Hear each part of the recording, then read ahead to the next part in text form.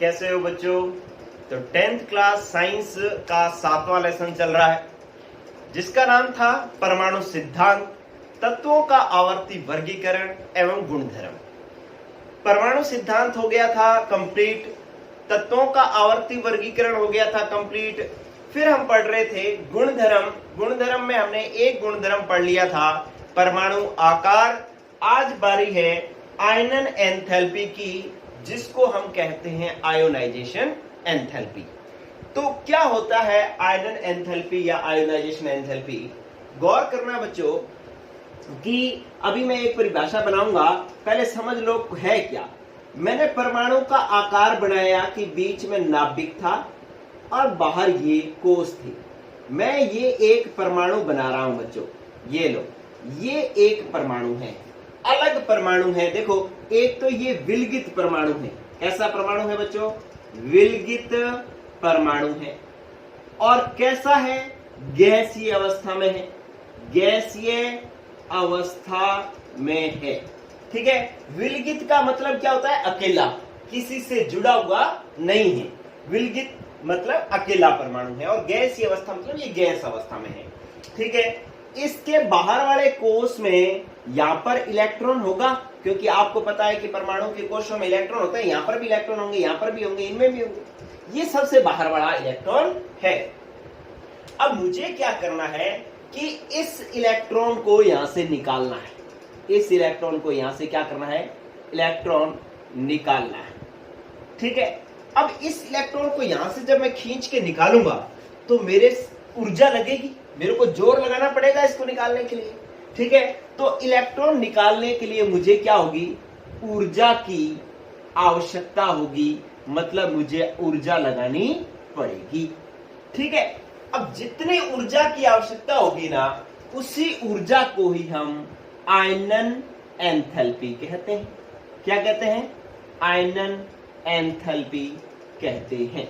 ठीक है, अब क्या होता है कि यहां पर ये जो परमाणु है ना, वो एक परमाणु की गणना नहीं की जाती, एक मोल परमाणुओं की गणना की जाती है। एक मोल परमाणुओं की गणना की जाती है। तो इसलिए अपने क्या कहेंगे? एक मोल विलगित गैसीय परमाणु। एक मोल होना चाहिए परमाणु, कितना होना चाहिए? विलगित मतलब अकेला होना चाहिए, गैसीय मतलब गैसीय अवस्था में होना चाहिए। एक मोल विलगित गैसीय परमाणु के बाह्यतम कोष में से इलेक्ट्रॉन निकालने के लिए जितनी ऊर्जा की आवश्यकता होती है उसे आयनन एंथैल्पी कहते हैं।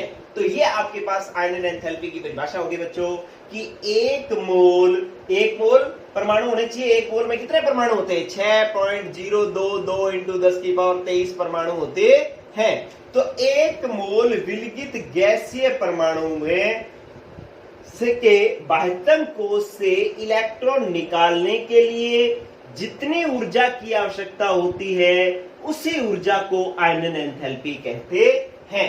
ठीक है बच्चों, तो मैं अब आपके लिए ये परिभाषा लिख देता हूं। क्या लिख रहा हूं कि एक मोल कैसा होना चाहिए? परमाणु विलगित होना चाहिए। विलगित कौन सी अवस्था में होना चाहिए? गैसीय अवस्था में। विलगित गैसीय परमाणु के सबसे बाहर वाले कोष से, इनसे नहीं, बाहर वाले कोष से, परमाणु के बाह्यतम कोष से, बाह्यतम कोष से इलेक्ट्रॉन निकालने के लिए, इलेक्ट्रॉन निकालने के लिए जितनी ऊर्जा की आवश्यकता होती है, जितनी ऊर्जा की आवश्यकता होती है, आवश्यकता होती है, उसे आवश्यकता होती है, उसे आयनन एंथैल्पी कहते हैं। उसे आयनन एंथैल्पी कहते हैं। आयनन एंथैल्पी कहते हैं। तो ये जो है अपने पास आयनन एंथैल्पी की परिभाषा होगी बच्चों। एक मोल विलगित गैसीय परमाणु के बाह्यतम कोष से इलेक्ट्रॉन निकालने के लिए जितनी ऊर्जा की आवश्यकता होती है उसे आयनन एंथैल्पी कहते हैं। देखो इसके लिए दो चार बातें और ध्यान रख लो कि इस जो आयनन एंथैल्पी जो होगी उसकी अपने पास इकाई क्या होगी? इकाई होगी कि आपको मान लो एक मोल परमाणुओं में से निकालनी है, ठीक है, तो आप इसको ऊर्जा हो सकती है वोल्ट प्रति मोल। ठीक है, आप इसको इलेक्ट्रॉन वोल्ट प्रति मोल ध्यान रख सकते हैं, इसकी इकाई होती है। आपको नहीं याद, क्योंकि 10 तक की ऐसी कोई विशेष बात नहीं है, याद करने की जरूरत नहीं है, लेकिन इकाई इसकी होती है कि इलेक्ट्रॉन वोल्ट जो है ऊर्जा की इकाई है। कितनी ऊर्जा चाहिए 1 मोल इलेक्ट्रॉन निकालने के लिए, तो इलेक्ट्रॉन वोल्ट प्रति मोल इसकी ऊर्जा होती है। चलो, अब बात आती है कि इसको प्रभावित करने वाले कारक कौन कौन से हैं, किस किस कारक से ये प्रभावित होता है कि कब आयनन एंथैल्पी का मान ज्यादा होगा, कब आयनन एंथैल्पी का मान कम होगा। देखो बच्चों, यहां पर मैं इसको साफ कर रहा हूं और प्रभावित करने वाले कारक समझा रहा हूं। देखो, प्रभावित करने वाले कारक, मैं ये देख रहा हूं कि ये इलेक्ट्रॉन मुझे निकालना है। अब ये इलेक्ट्रॉन निकालना है तो पहले मेरे को ये यहां से इलेक्ट्रॉन तोड़ना है, तो मैं ये देखूंगा कि ये इलेक्ट्रॉन बंधा किससे हुआ है। ये इलेक्ट्रॉन बंधा हुआ है बच्चों इस नाभिक से, क्योंकि इलेक्ट्रॉन पर माइनस आवेश है, इस पर प्लस आवेश है, मतलब ये वाला माइनस इस प्लस से बंधा हुआ है। अगर मुझे ये निकालना है तो मेरे को कितना जोर लगाना पड़ेगा, कितनी मुझे ऊर्जा लगानी पड़ेगी, ये डिपेंड किस पर करेगा। पहली बात तो ये डिपेंड करेगा इस पर कि ये नाभिक से दूर कितना है। अगर नाभिक से दूर होगा तो ढीला बंधा हुआ होगा, तो निकालना आसान होगा, तो ऊर्जा कम लगेगी। ठीक है, तो इसलिए पहला जो इस पर प्रभावित करने वाले कारकों में प्रभावित करने वाले कारकों में पहला है कोषों की संख्या। ठीक है, या हम इसको कह सकते हैं परमाणु का आकार। देखो, अगर मैं दो स्थितियां बना रहा हूं कि एक मैंने यूं बनाया कि मेरे पास ये नाभिक है और ये इसके बाहर एक कोष है और इलेक्ट्रॉन यहां है। दूसरा मैंने ये स्थिति बनाई कि ये नाभिक है, इसके बाहर ये 4 कोष हैं और इलेक्ट्रॉन यहां है। यहां पर इलेक्ट्रॉन जिस नाभिक से बंधा हुआ है, ये नाभिक पास में ही है, तो इसका मतलब है कि ये तो इलेक्ट्रॉन मजबूती से बंधा हुआ है। ठीक है, तो इसको निकालने के लिए ऊर्जा क्या लगेगी, ऊर्जा लगेगी ज्यादा। ठीक है, तो इसका मतलब ये हो गया कि इसकी आयनन एंथैल्पी का मान क्या होगा बच्चों, ज्यादा होगा। क्यों? क्योंकि इलेक्ट्रॉन नाभिक के पास में है और नाभिक इस इलेक्ट्रॉन को पकड़े हुए है। लेकिन यहां पर क्या हो गया, नाभिक क्या हो गया बच्चों, दूर, तो ये इस इलेक्ट्रॉन को पकड़े हुए नहीं है। ठीक है, तो ढीले रूप से पकड़ा हुआ है, तो इसको निकालने के लिए ऊर्जा क्या लगेगी, ऊर्जा लगेगी कम, क्योंकि नाभिक दूर है, इसलिए इसकी आयनन एंथैल्पी क्या होगी, कम। अगर आप देखें तो यहाँ कोषों की संख्या 1 कम है, आयनन एंथैल्पी ज्यादा है। कोषों की संख्या ज्यादा है तो आयनन एंथैल्पी कम है, तो इसका मतलब कोषों की संख्या आयनन एंथैल्पी की क्या होगी बच्चों, व्युत्क्रमानुपाती, या आकार के भी क्या होगी, व्युत्क्रमानुपाती। यहाँ पे आकार छोटा है तो आयनन एंथैल्पी ज्यादा है, आकार बड़ा है तो आयनन एंथैल्पी कम है। तो इसका मतलब ये एक दूसरे के क्या हो गए, व्युत्क्रमानुपाती हो गए। कोषों की संख्या या आयनन एंथैल्पी, आकार आयनन एंथैल्पी के व्युत्क्रमानुपाती है। जैसे जैसे कोषों की संख्या बढ़ेगी वैसे वैसे आयनन एंथैल्पी घटेगी। ठीक है बच्चों, तो ये बात हमने सीख ली, एक कोषों की संख्या। ठीक है, यहां पर आपको समझ में आ गया। आपने एक ही चीज देखनी थी कि ये इलेक्ट्रॉन बंधा किससे हुआ है, नाभिक से। नाभिक पास में होगा तो ये इलेक्ट्रॉन को मजबूती से पकड़ के रखेगा, नाभिक दूर होगा तो इलेक्ट्रॉन को ढीले रूप से पकड़ के रखेगा। मजबूती से पकड़ा होगा तो इलेक्ट्रॉन निकालना मुश्किल होगा, ऊर्जा ज्यादा लगेगी और आयनन एंथैल्पी का मान ज्यादा होगा। ठीक है, तो एक हमारे पास प्रभावित करने वाला कारक हो गया। चलो बच्चों, दूसरे कारक की बात अपने करते हैं। दूसरा कारक होता है प्रभावी नाभिकीय आवेश। हालांकि प्रभावी नाभिकीय आवेश अपने शब्द जरूर लिखते हैं, लेकिन हल अपने नाभिकीय आवेश से ही करते हैं, क्योंकि प्रभावी नाभिकीय आवेश को डिटेल में आप पढ़ोगे कब, 11वीं साइंस में, 11वीं क्लास में जब आप साइंस लोगे तब आप प्रभावी नाभिकीय आवेश को डिटेल में समझोगे। देखो, आप इसको नाभिकीय आवेश ही समझो। नाभिकीय आवेश क्या होता है, नाभिक में उपस्थित प्रोटॉनों की संख्या। मैं 2 परमाणु बना रहा हूं। देखो, एक तो मैंने यूं परमाणु बनाया है जिसमें 11 प्रोटॉन है, देखिए 11 प्रोटॉन है। ठीक है, मैं लाल पेन से बना लेता हूं ताकि आपको समझ में आए। ये मैंने बनाया 11 प्रोटॉन। ठीक है, और 11 प्रोटॉन का मतलब 11 प्लस पड़े हैं अंदर, नाभिकीय आवेश 11 है। ठीक है, और अगर मैंने इसके बाहर 3 कोष है, तीन कोश है जिसमें बाहर बाहर एक इलेक्ट्रॉन पड़ा है। ये तीन कोश है, 1 2 और 3। ये लो, यहाँ पे इलेक्ट्रॉन पड़ा है, ठीक है, यहाँ पे इलेक्ट्रॉन पड़ा है। इन दोनों में आपस में आकर्षण है प्लस माइनस में, तो दोनों एक जैसे बना देता हूं। यहाँ पे इलेक्ट्रॉन पड़ा है, ये नाभिक है, यहाँ पर इलेक्ट्रॉन पड़ा है। दूसरा परमाणु मैं बना रहा हूं जिसके अंदर प्रोटॉन पड़े हैं 17। कितने पड़े हैं? 17 प्रोटॉन पड़े हैं। और इसके बाहर भी 3 ही कोश हैं। इसके बाहर कितने कोश हैं? 3, 1 2 और 3 कोश हैं, ठीक है। और इसमें इलेक्ट्रॉन, यहां पर इसमें भी एक इलेक्ट्रॉन पड़ा है, ठीक है। आपको क्या करना है कि एक तो ये इलेक्ट्रॉन निकालना है, एक ये इलेक्ट्रॉन निकालना है। तो बताओ ऊर्जा कम किसमें लगेगी? देखो यहां पर इस इलेक्ट्रॉन को बांधने वाले कितने हैं? 11 जने, मतलब नाभिकीय आवेश 11 है। तो ये कमजोर बल से बंधा होगा, इसलिए निकालना आसान होगा, ऊर्जा कम लगेगी, आयनन एंथैल्पी का मान कम होगा। लेकिन यहां पर बांधने वाले कितने जने हैं? 17 जने। तो ये इलेक्ट्रॉन को क्या करेंगे? मजबूती से बांध लेंगे। और मजबूती से बांध लेंगे तो ये इलेक्ट्रॉन निकालना क्या हो जाएगा? मुश्किल हो जाएगा। इसलिए इसके लिए अधिक ऊर्जा लगेगी और इसके लिए आयनन एंथैल्पी का मान ज्यादा होगा, ठीक है। तो नाभिकीय आवेश कम तो आयनन एंथैल्पी कम, मतलब नाभिकीय आवेश कम है तो इलेक्ट्रॉन ढीले रूप से बंधा हुआ है, आसानी से निकल जाएगा, आसानी से निकल जाएगा तो आयनन एंथैल्पी कम चाहिए होगी। तो इसके लिए आयनन एंथैल्पी क्या चाहिए बच्चों? कम। लेकिन यहाँ पे नाभिकीय आवेश ज्यादा है तो ये इलेक्ट्रॉन मजबूती से बंधा हुआ है, इसको निकालने के लिए ज्यादा ऊर्जा चाहिएगी, तो इसलिए इसकी आयनन एंथैल्पी का मान क्या है? ज्यादा, ठीक है। तो दोनों के नाभिकीय आवेश इसके कम है तो आयनन एंथैल्पी भी कम, नाभिकीय आवेश ज्यादा तो आयनन एंथैल्पी भी ज्यादा।